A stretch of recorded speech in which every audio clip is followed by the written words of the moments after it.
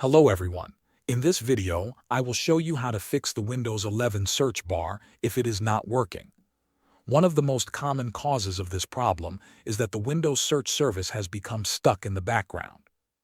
Restarting this service is often enough to get everything working again. To do this, press Windows key, type Services, and press Enter. In the Services window, scroll down until you find Windows Search.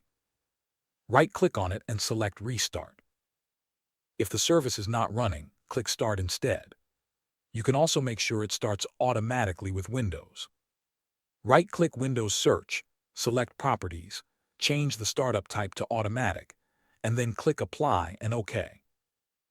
After that, check if the search bar is working normally. If the problem is still there, the next step is to scan Windows for corrupted system files. Open the Windows Search, type CMD, then right-click Command Prompt and choose Run as Administrator. In the Command Prompt window, type sfc/scan now and press Enter. Windows will now scan your system and automatically repair any damaged files it finds.